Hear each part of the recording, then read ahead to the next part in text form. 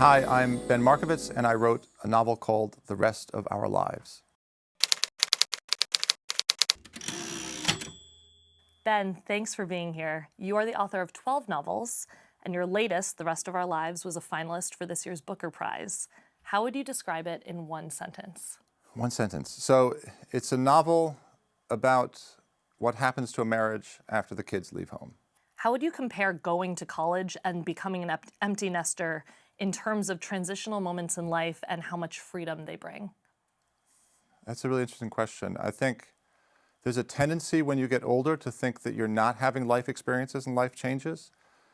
But my daughter, who actually just went to university after I published the book, seemed in the thick of all kinds of experiences. And I realized I was too, not just vicariously, but by the fact that she was leaving. So it seemed almost equivalent, the change in life that we were going through. Do you think that one is more kind of disruptive in a life? Yeah, I get to stay at home. She also has the potential of becoming, a slightly different person, and at some point you hope that isn't happening to you anymore. You'd like to have some kind of consistency. Though I think when I was her age, I was also really, there's a line that meant a lot to me from a Wordsworth poem called "The Child," that goes, "The child is father of the man, and I could wish my days to be bound each to each by natural piety." And I think that probably meant too much to me as a kid. I really hated the thought of becoming somebody that my younger self would disapprove of. So even when I went to college, I felt this pull towards continuity. Early in the book, your main character says that marriage is like, I quote, being a Knicks fan. We are talking right now at the Ed Sullivan Theater in the heart of New York City. Lots of Knicks fans in this building. What do you mean? I mean, it's changed a little bit the past 2 years, but when I wrote it, the Knicks had not had any success, I think, in about 20 years. They're doing a little bit better now. Actually, though, as we speak, I think they've lost 4 straight games. I suppose, so I had in mind a little bit that marriage is like being a Josh Hart fan, in that he's an amazing basketball player. If you want a loose ball, he's the guy to go to. But you also realize at a certain point with NBA players that there are things they can do and there are things they can't do. And at some point in a marriage, you get a sense of what those limits are in your partner, and you learn to accept them. But you also get the sense of what those limits are in you.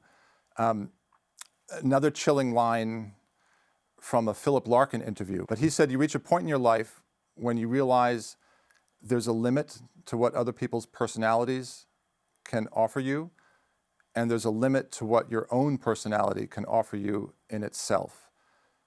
And that seems a line that is both amazingly perceptive about what it's like to be an athlete, but also what it's like to be in a marriage. Looking back at what you wrote, which is a line that stuck with me, if one part of your life is a C-, you can't really achieve more in the rest of your life, in terms of happiness or, what did you mean by that? Yeah, I mean, I think that's at the end of the first section of the book, the first 2 pages.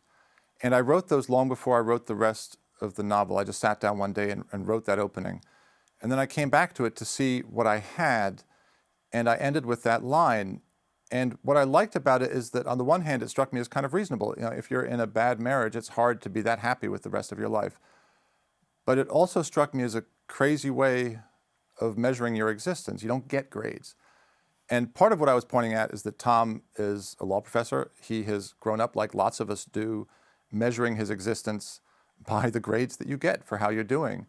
And that really seeps deep into your sense of the world and can poison your ability to appreciate things as they are. And actually, there's a very small line towards the end of the novel, I don't want to give anything away, where he says about something he has to do, I wasn't getting grades, it was just pass-fail. And that seemed like a healthier way of looking at your life and your accomplishments, just pass-fail. Would you say that this is a book about happiness? I would say that, yeah. I mean, I feel like one of the reasons I like to read is to get a sense of how I should live my life. And there are books that have meant a lot to me that have pointed the way at certain times. And I hope that there's something in the book that will, I don't know what I want to say here. I mean, I hope there's something in the book that those who read it might think there's more love in their lives there's more love in my characters' lives than they thought there was starting out. the real life health scare that you have been dealing with, or you were dealing with. You wrote an essay for the New York Times about how this experience gave your novel higher stakes. And throughout the novel, the main character is dealing with symptoms that point to this undisclosed health problem. Why did you decide to write such a personal experience into your book? So when I started putting these symptoms into the book, I really didn't know what I had. I talk about this in the essay. I was suddenly getting tired when running. I woke up with a bloated face in the morning. And I was writing a novel about a middle-aged guy whose life was going off the rails. And it seems to me one of the things that happens to you in middle age is that your health starts to fail you in ways that you can't quite understand. And so I gave him the symptoms, thinking it was part of the overall picture I was trying to paint. And then by the end of the novel, both Tom and I knew what we had, which was a kind of cancer. And I hadn't anticipated that that's where it was headed. I just gave him these symptoms because it seemed part of the kind of the general malaise of life and not this very specific thing that he was about to go through. There's some boring technical reasons that explain why I did it. One is that it's a road trip novel, and part of the problem of a road trip novel is that you have a character who is often driving away from the source of the plot, which was his wife. And I thought that having an ongoing medical issue might be a way of building a kind of narrative that wasn't just episodic.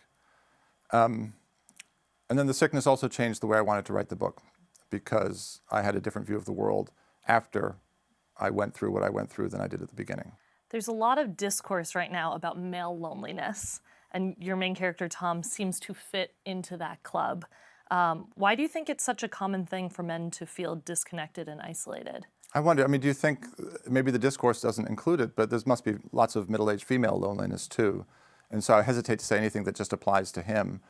I think he has gotten to a point in his life where he spends a lot of time talking to his kids about his life, and he realizes they're not very interested in his sexual thoughts, because why should they be? They're not particularly interested in his political views because he's behind the times. And they also, from the point of view of their generation, don't want to hear much about his privileged complaints about the way his life has turned out.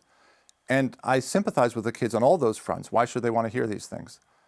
On the other hand, the danger is, from Tom's point of view, that it forces you to lead an entirely secret life if nobody is sympathizing with the things that you're going through. And at one point he says to his son, look, I'm telling you this stuff because I'm not yet ready to lead that secret life. And I think there is a danger at various points. I think it happens in adolescence too, but also in middle age, that you start to become secret. You mentioned that some of these experiences are female as well as male, and there have been some reviews that are saying this, can be this kind of male counterpart to Miranda July's All Fours. What do you make of that comparison? Are you familiar? Have you read that novel? I have read the novel. I thought it was great. It's a lot of fun. And it did great. So I was very happy with those comparisons. Do you talked about the cross-country road trip element of this book. How did you decide that this crisis would unfold on the road? I don't remember having a moment of decision. I think the danger of writing a story about an unhappy marriage is that it can all seem grim. And I think part of the pleasure of writing the book, and I hope some of the pleasure of reading it, is that there's some element of the road trip that just makes something fun. And it's connected, obviously, to the midlife crisis, because one of the things you do on the road is you stop at various cities along the way and you think, I could live here. I could start again.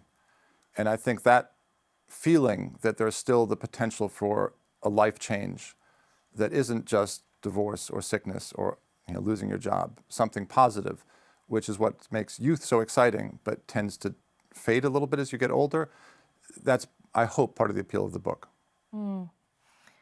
Okay, if you knew you were going on a long road trip and you could only bring one book, what book would you bring? That's a good question. So when I was a kid, I wanted to be a poet, not a novelist. And my ideal career would be one that allowed you to have a poem in a collection called Palgrave's Golden Treasury, which is a Victorian collection of anthology of verse. And I thought making it as a writer meant getting a poem in that book. And I used to carry one around with me. That's the kind of jerk I was. Of course, I was born 150 years too late for it. But what's beautiful about it is that it has a poem for every occasion. Anything you're going through, there's probably somebody, even 200 years ago, who thought about what it was like. And if I had only one book to take along, I'd take that one. I love that answer. So you write and you teach. What is the best writing advice you have for aspiring writers?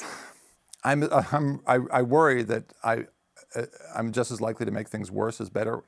But I do think that one of the tricks to being a professional writer is not to wait for inspiration, and that what makes you a writer is your ability to set up routines. And in the same way that if you have some kind of exercise routine, you do it every day, whether you want to or not. But at some point in the middle of the routine, you hope that there's nowhere else in the world that you'd rather be. I think that's great advice. Well, thank you so much for being here, Ben. The Rest of Our Lives is available everywhere books are sold. For Late Show Book Club updates, follow our Instagram, @ColbertLateShow.